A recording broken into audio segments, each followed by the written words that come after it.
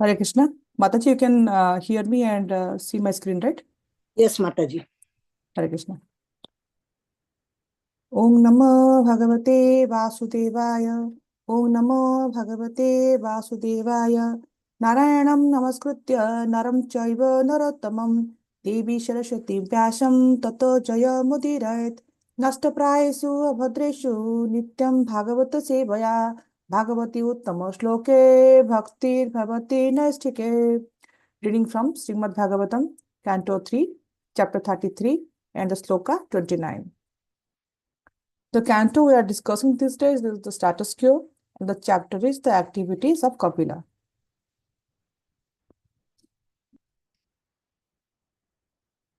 Swangam tapo yogamayam mukta kesham gatambaram daipaguptam na bubudhe vasudeva pravastadhi.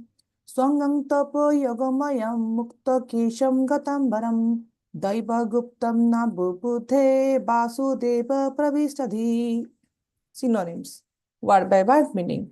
Swangam, her body. Tapaha, austerity. Yoga practice. Mayam, fully engaged in. Mukta, loosened. Kesham, her hair.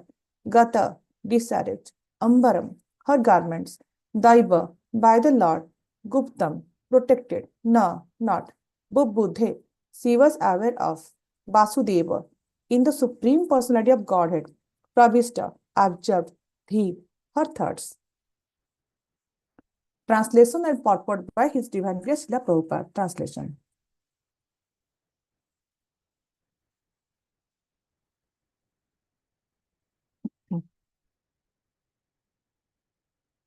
Because she was always absorbed in the thought of the Supreme Personality of Godhead, she was not aware that sometimes her hair was loosened or her garments were desired.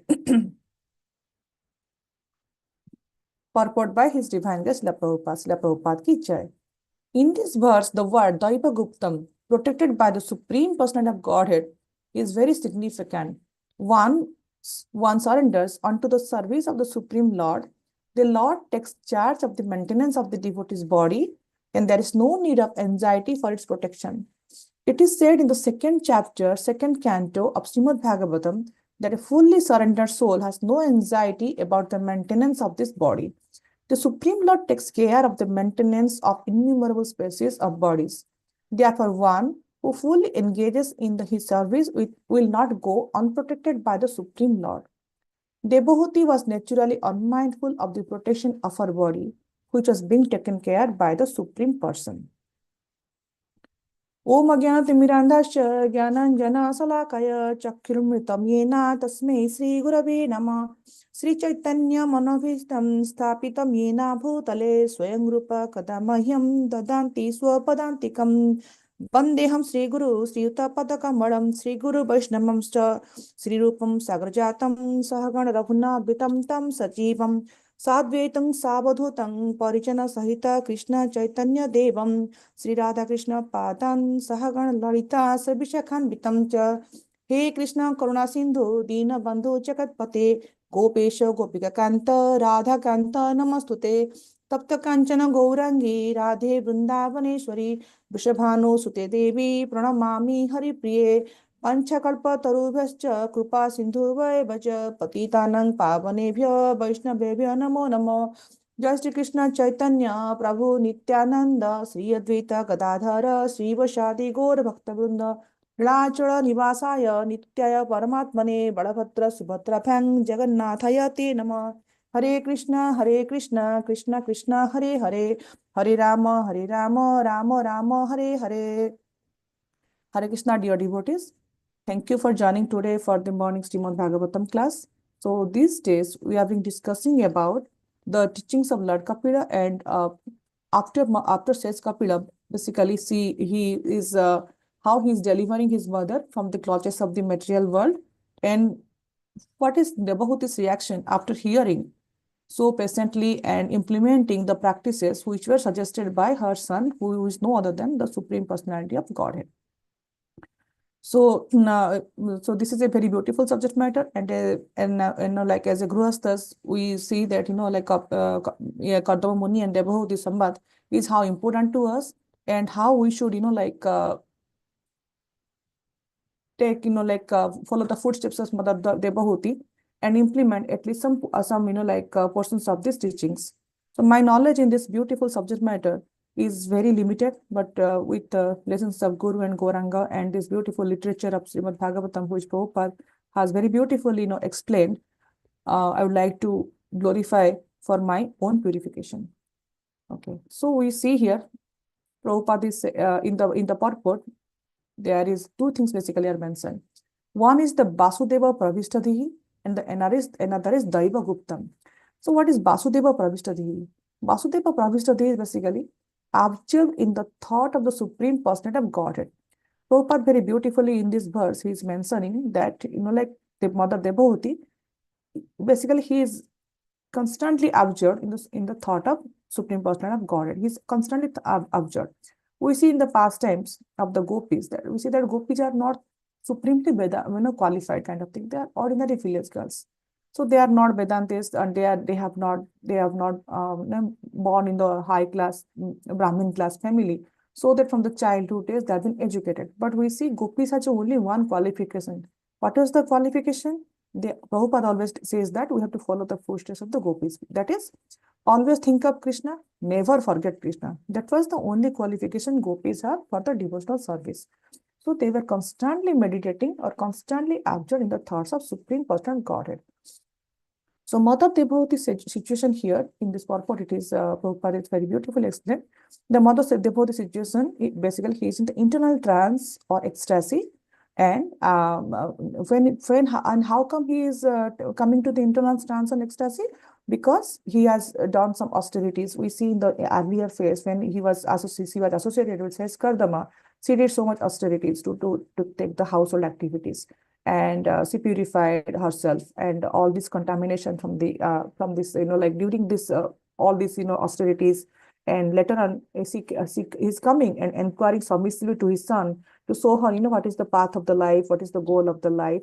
Then says Kapila also very beautifully explaining the Sankhya Yoga or the essence of the devotional service to Mother Devahuti. So after learning, and when Sage Kapila advised her mother that, like constantly you have to meditate on Supreme Person of Godhead, and, like Vasudeva Sarvam Iti, that principle you have to follow. Then what happened? See, she's basically, she's in this material world, she's serving, but she is basically not in this material world, means, like she's spiritually engaged. All her senses are constantly engaged in the in the meditation of the Supreme Personality of Godhead. So because of that, what happens? Because of that, she is not aware of, like of her, external senses. Internally he is also meditating. So, sometimes we see that that our chitta suddhi is to be needed. How you say that our chitta suddhi is to be needed? Basically, we say that our consciousness should be purified.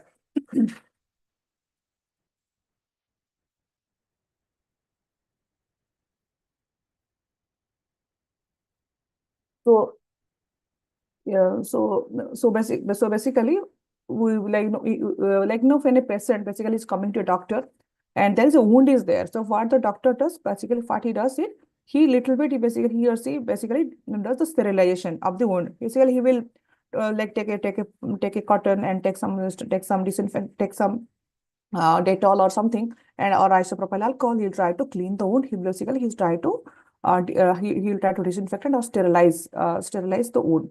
So similarly, when the wound is basically sterilized, wound is basically bandages there, and then slowly our skin gets healed up. So similarly, here we see that Mother Devahuti, he was we can learn from her example here that there are there are so many contamination in this material world is there. If we see there, we all are basically conditioned souls. Conditioned soul means, like there is matter is there, and we, because of the illusion potency of illusion energy, what happens? We think that we are basically going to lord over the material energy. Lord. Suppose, for example, you can see the example of a television. In the television, you have three kinds of programs are there. There are educational programs are there. There are movies are there, and there are some kind of like other kind of you see like Astha channel and something is different kinds of channels are there. So what happens, like when the TV is the same matter is there, but if somebody is interested in watching movies and getting to be entertained, what he does, he goes to those kind of channels. And then if somebody wants to get some knowledge, or he will go to the knowledge acquisition channel. Or sometimes if somebody wants to buy something or get some idea about that, or stock exchange, he visit those. And otherwise, there are kids are there, they're going to watch cartoon. So if you see that basically same TV is there, and same conditioned souls are there. But what happens, because of the nature of lauding of the nature, we think that we own this and this is what we are going to enjoy. So if we see there is no scarcity of this rasa or the taste in this material world, there are different tastes are there. But Prabhupada always says that you acquire a higher taste. When you acquire the higher taste, what happens? Though you don't have to go for the lower taste.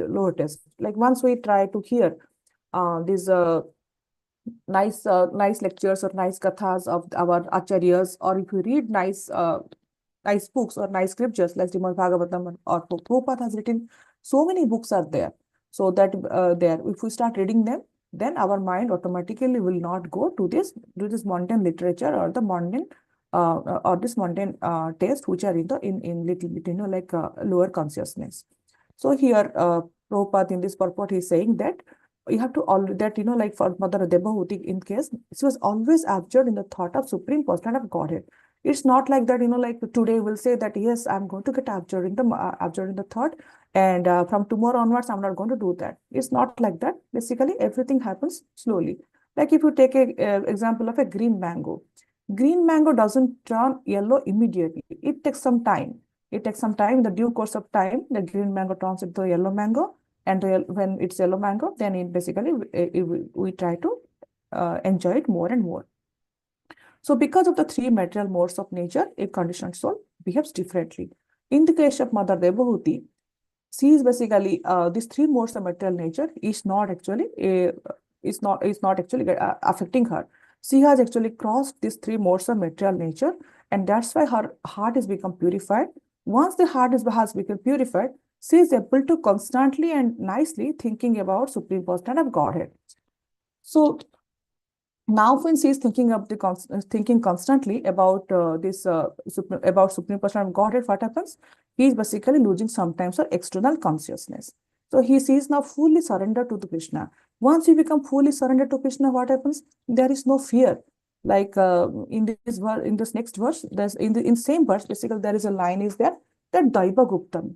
So Daiva Guptam means basically Lord is giving the protection. So when Lord will give the protection, when like there is a small child will be there, small child mother will be there, child will be crying, mother will be doing some work, mother thinking, okay, let the child cry a little bit more, I think she is okay, mother is still far away, she is looking at the baby, like mother is always caring, though the child is crying, even the crying, and mother is keeping an eye. Now all of a sudden mother sees that yes, child is crying, like in like, and is not getting like quiet. So immediately the mother runs to the child and protects and take the child to the lab and sing a lullaby or give something sweet thing which her child will like, and the child becomes quiet. Basically, mothers always like she is always in the mood of like protecting her, always to protect her child. Now we all, there are so many mothers and fathers are there in our congregation, or otherwise like you basically you have parents at home. So always we think like how to give protection to them, how to take care of them. Why?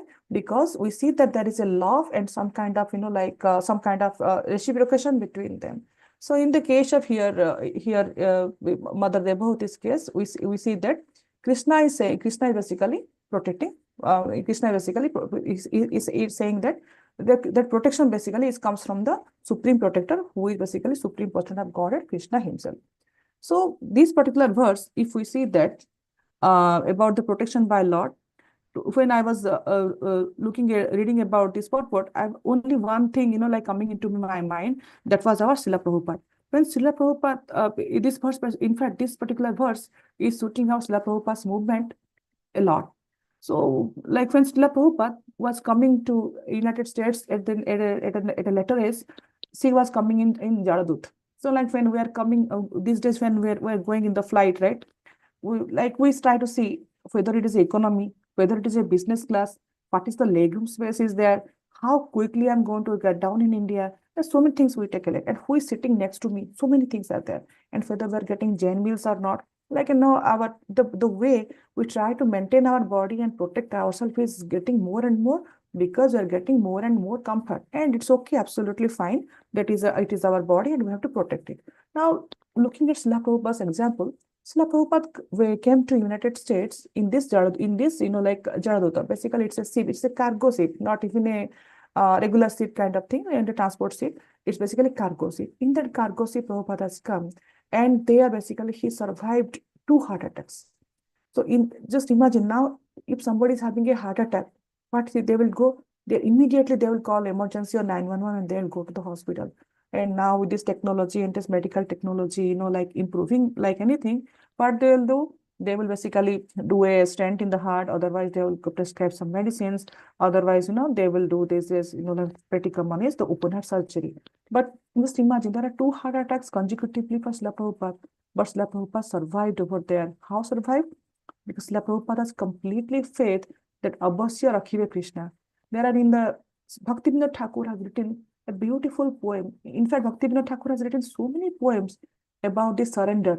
There is a poem series, Saranagati. Probably we can all like refer that someday. The Saranagati prayers, Bhaktivinoda Thakur has described beautifully how to surrender.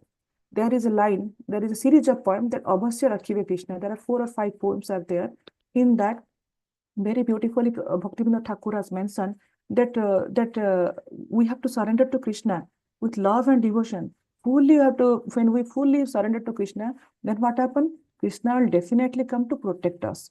Now, Prabhupada knew that he is coming at this old age for preaching and for keeping the mission in his heart, that he has to fulfill his guru's order. That is what? That is to spread Krishna consciousness into the Western world.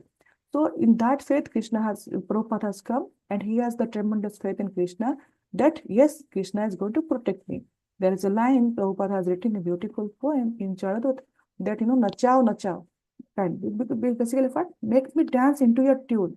I'm just a puppet, you make me dance, and I'm going to dance the way you are making me dance. So that kind of surrender Prabhupada had. It's not like that. I'm not saying that when you are having health issues, go and visit our doctor. But we can see from these words how surrender Prabhupada was and how surrender Mother Debhuti was. So even if the health problem is there, so Prabhupada survived that, and Prabhupada came to United States, and the rest is a history, and we are all part of it. Then in scripture, we see the examples of Prahlad Maharaj, Ambarish Maharaj. Prahlad Maharaj and Ambarish Maharaj, they were very surrendered souls. They were anyway very advanced. So Prahlad Maharaj, we see this in this picture, we see that Hiranyakasipu wanted to kill him. He is putting so many snakes to him. So many monsters were attacking.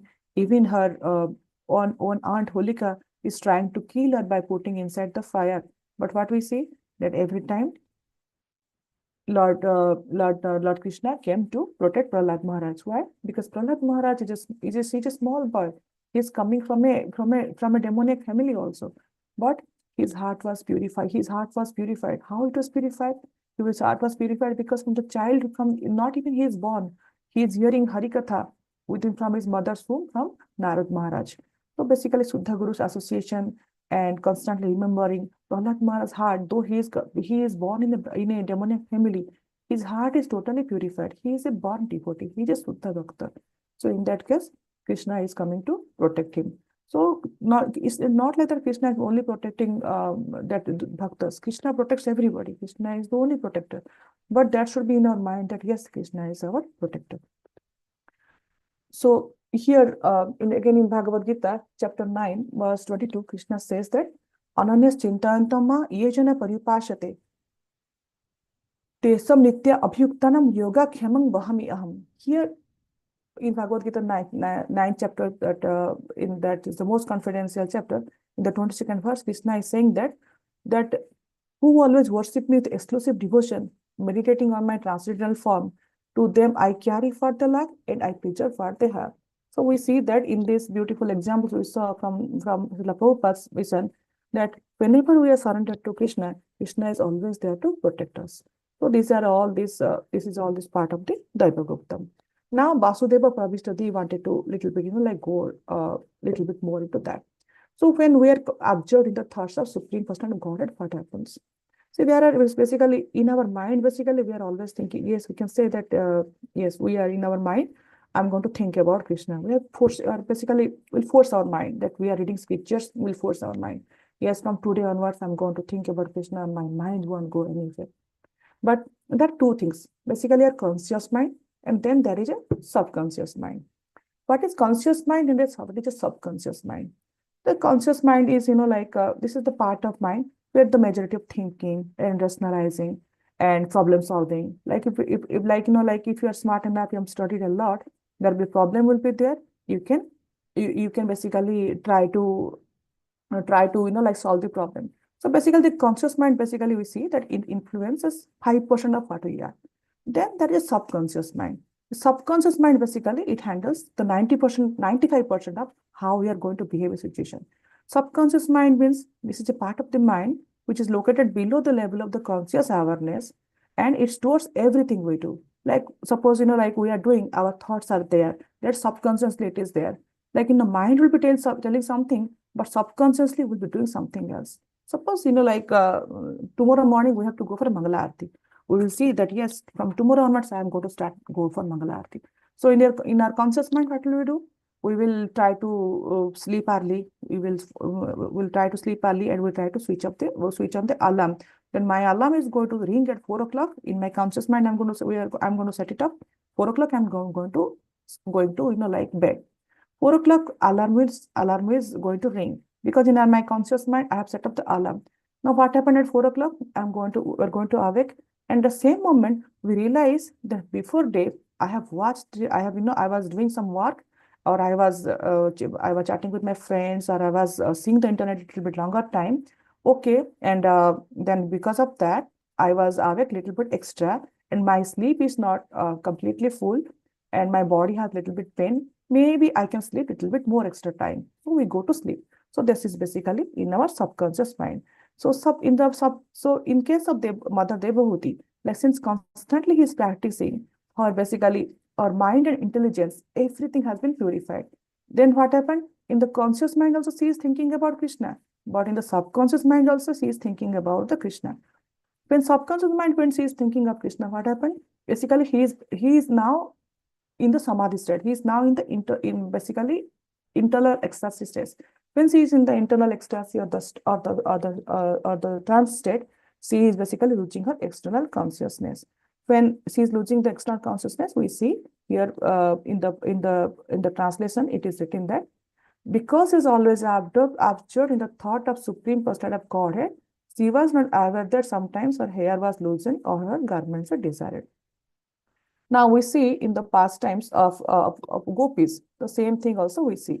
The pastime of gopis, we see that when Krishna is playing basically a flute in the evening time, the gopis who will be sitting in the house and doing in the house chores, some of the gopis will be basically feeding their kids, and some of the gopis will be taking care of her mother-in-law or their husband, because the gopis were all married ladies. They were staying and staying with their family. So they will be doing some menial services. Some of the gopis will be put in the cow dung patties. Whatever situation they have, when they heard, like they heard the Krishna's flute is playing, because consciously and subconsciously they're always thinking of Krishna, because that is their only qualification, to always think Krishna, to never forget Krishna. So when the flute music they hear, what they do, whatever situation they'll be running. Their mother-in-law will be telling, Are, Gopi, please stay back and finish the work. You were feeding your child, leave it. And some gopis will be wearing the cloth, the flute. He will say, she will think, yeah, Krishna is calling, let me run. Then she will go. Some gopi will be feeding her husband, like providing roti or making roti. In that same stage, basically the roti will be on the flame and she will run because Krishna is calling. So that is basically the gopi mood. So that is, to understand that is very difficult, but we should aspire that one day we should basically love Krishna in that mood. Now, next example just wanted to share about is Sanatan Goswami. We all know that Sanatan Goswami is an exalted Vaishnava, and he's one of the Sada Goswami. And there are so many nice literature we read from Sanatan Goswami. So Sanatan Goswami's Madan Mohan pastime, if we see, Madan Mohan was basically getting worshipped by Brahmin called Chobe. And somehow Madan Mohan came to Sanatan Goswami. And Sanatan Goswami was a sadhu, and he was surviving in Madhukari. So he was initially not willing to take care of Madan Mohan ji. So then when Madan Mohan came to him, the deal between Madan Mohan and Sanatan Goswami was that basically Sanatan Goswami will provide some roti to him, and menial service he will do, because his work was basically to write Krishna's literature. He was doing his sadhana. He doesn't want to get into that much into detail into deity worship. So he was preparing these baked rotis for Madan Mohan ji. So once Madan Mohan came and told him, see, you are doing me everything and giving me these rotis, but see these rotis, if you can add little salt in the roti will taste little better. So Sanatan Goswami immediately responded, today you are asking me salt, don't you think you are demanding too much from me? Today you are asking salt, tomorrow you are asking me chappan bhog. I told you initially that I can provide only this. Be satisfied in that. Because I am a sadhaka, I have to do my bhajan kriya. I cannot go around and find salt for you. So, as a sadhaka, when we are reading this, we should not think that we are in the Sanatan Goswami category. We can, Sanatan Goswami is at an elevated level. This lifetime, I don't know about you all, I can never go to not even 1% of that level. So when we are doing some devotional service, we cannot think that yes, salt is not there. Okay, let us manage like that. But for us, Prabhupada has told us that for us, we need awe and reverence in our deity worship.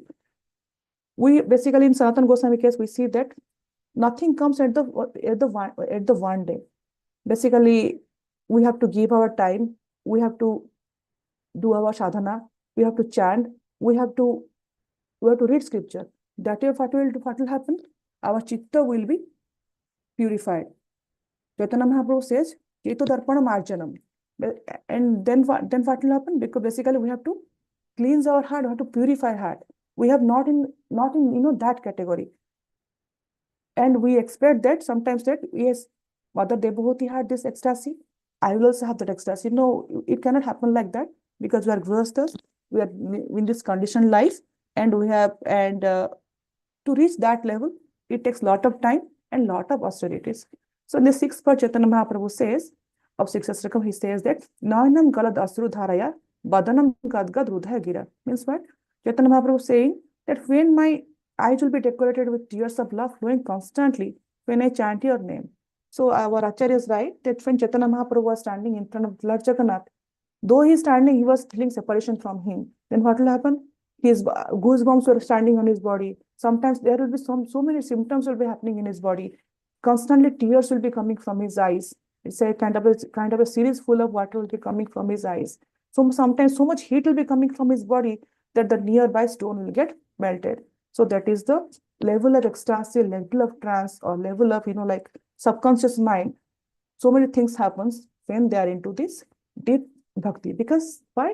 They were constantly observing in the holy name, constantly observing in the Krishna's Nama, Rupa, and Guna, and the Rupa Madhuri. So the symptoms are different. So here we see in case of Mother Devabhuti, Prabhupada says here that in the last line Prabhupada say here that Devabhuti was naturally unmindful of the protection of her body, which was being taken care of by the Supreme Person.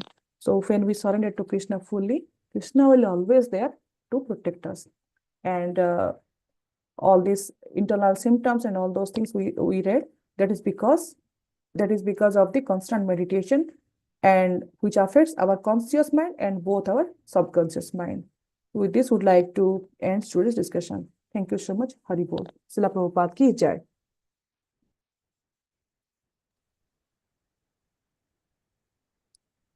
Hare Krishna. So let's end today's class. Madhupati Prabhu is probably not there. If I can end, let's pray at the lotus feet of all Vaishnavas and pray to Nrsimhadev. Sri Nrsimha, Jai Nrsimha, Jai Jai Sri Nrsimha, Prahladesu Jai Padma Mukha Padma Vringam, Ugram Veeram Mahavishnu Jalantam Sarvatomukha, Nrishingam Bhishanam Bhadram, Mrityu Mrityu Namamyam. Offer prayers at the lotus feet of all Vaishnavas, Vanchakalpataruvascha, Kripa Sindhu Vayocha, Patitanam Pavanebhyo, वैष्णवेभ्यो नमः। वैष्णव वृंद की जय। ग्रंथराज श्रीमद् भागवतम की जय। श्रील प्रभुपाद की जय। गौर प्रेमानंदे। हरि हरि बोल। हरी हरी। थैंक यू माता जी, थैंक यू। हरे कृष्ण। हरे कृष्ण।